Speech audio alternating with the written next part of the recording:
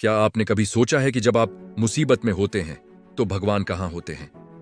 क्या वे वास्तव में आपकी पुकार नहीं सुनते? आज की ये कहानी आपको ये समझा देगी कि भगवान की मदद करने का तरीका अक्सर वैसा नहीं होता जैसा हम सोचते हैं। रवि, जो कभी खुशहाल था, अब कर्जे और नाकामियों के बोझ तले दब चुका था। उसके लिए जीने की हर उम्मीद खत्म हो चुकी थी।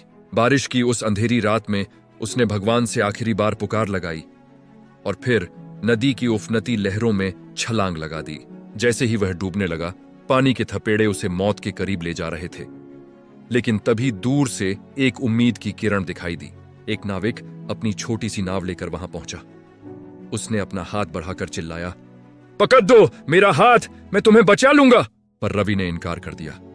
उसने चिल्लाकर कहा, नहीं, मुझे तुम्हारी जरूरत नहीं है, मुझे मेरा भगवान खुद बचाने आएगा। नाविक चला गया। लहरें और भी तेज हो गईं। रवि अब थकने लगा था, उसकी सांसें फूल रही थीं और शरीर जवाब दे रहा था। तभी किनारे पर खड़ी एक व्यक्ति ने उसे देखा और एक मोटी रस्सी उसकी तरफ फेंकी। इसे पकड़ डीएच लो और किनारे आ जाओ, उसने आवाज लगाई। रवि ने फिर वही गलती दोहराई। उसने कहा, मुझे इंसान नहीं, साक्षात भगवान चाहिए। और अंततः पानी ने उसे अपनी गहराइयों में समेट लिया। जब रवि की आंखें खुलीं तो वह एक अनंत दिव्य प्रकाश के सामने खड़ रहा था। उसका मन क्रोध और भारी निराशा से भरा हुआ था। उसने भगवान से सवाल किया, प्रभु, मैंने आपको पूरे दिल से पुकारा था, फिर आप मुझे उस मुसीबत से बचाने क्यों नहीं आए?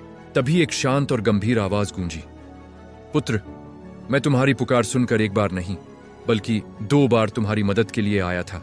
मैं ही था जो पहले नाव बनकर आया और फिर रस्सी बनकर, लेकिन तुमने उन अवसरों को मेरी मदद समझने के बजाय ठुकरा दिया।